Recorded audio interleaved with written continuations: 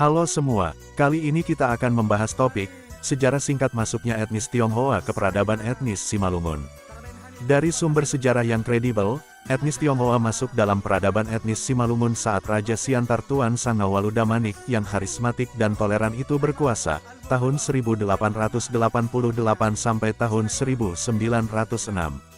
Semua terjadi karena kontak dagang, etnis Tionghoa adalah mitra dagang raja pada saat itu.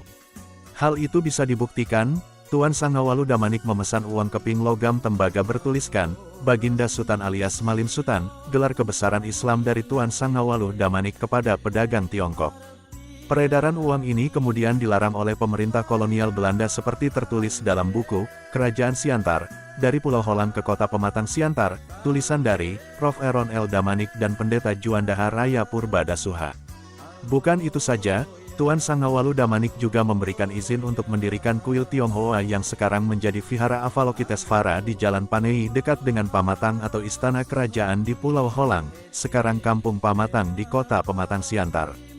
Keterangan ini terdapat pada buku karya dari Prof. Aaron L. Damanik yang berjudul Potret Simalungun Tempo Dulu, Mengenal Kebudayaan Lewat Foto, dan buku Potret Siantar Tempo Dulu, Pemanfaatan Bangunan Pusaka Budaya, sebagai destinasi wisata budaya di Sumatera Utara.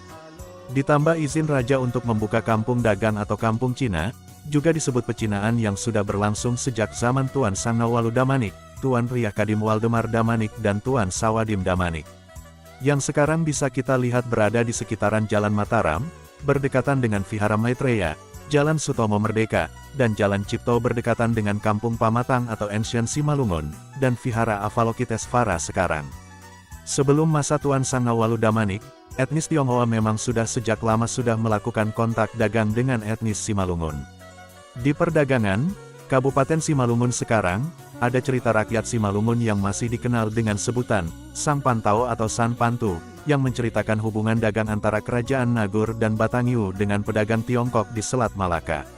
Tradisi lisan ini bisa dibuktikan dengan ditemukannya peninggalan patung zaman dinasti Wei di Bombongan Nabolon, pada abad 4-5 Masehi. Patung ini kemudian dibawa Belanda ke Museum Batavia. Etnis Tionghoa di Simalungun khususnya Kota Pematang Siantar sangat terampil berdagang. Mereka sudah terkenal dengan bangsa pedagang yang membuat perekonomian di Kota Pematang Siantar bertumbuh pesat. Kemajuan perdagangan ini mereka manfaatkan dengan banyak membangun sekolah-sekolah Tionghoa di Kota Pematang Siantar. Contohnya Chunghua School, sekarang dikenal dengan Yayasan Perguruan Sultan Agung yang sudah berdiri sejak tahun 1909, Yayasan Perguruan Kalam Kudus, dan lain-lain. Seiring dengan kemajuan mereka dalam berdagang di Kota Pematang Siantar, banyak etnis lain yang iri bahkan sampai rasis kepada mereka. Itu terjadi karena ketidaktahuan masyarakat tentang sejarah dan keberadaan etnis Tionghoa yang sudah cukup lama berdagang dengan etnis Simalungun. Tetapi banyak juga masyarakat yang menyanjung keberhasilan mereka. Tahun 1998, di Pematang Siantar terjadi pelemparan ruko-ruko etnis Tionghoa yang berada di sepanjang Jalan Merdeka Sutomo. Kala itu pemerintahan Presiden Soeharto mengalami krisis moneter yang mengkambing hitamkan etnis Tionghoa di Indonesia. Saya belum dapat mengetahui apakah etnis Simalungun sebagai etnis asli di Kota Pematang Siantar terlibat dalam aksi anarkis itu. Saya berharap tidak ada etnis Simalungun yang terlibat, karena hubungan etnis Tionghoa dengan etnis Simalungun tidak pernah saling berkonflik. Dari zaman kerajaan pun sudah terbiasa hidup dengan rukun.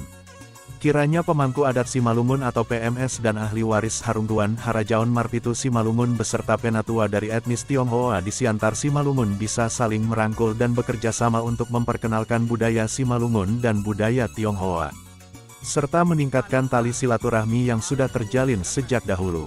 Bapak Alvin Bingei adalah salah satu pengusaha keturunan Tionghoa yang menjadi bagian dari marga Purba Simalungun, yaitu Purba Siboro.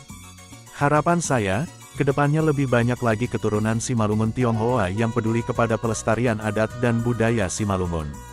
Sekian sejarah singkat masuknya etnis Tionghoa ke peradaban etnis Simalungun. Semoga bermanfaat.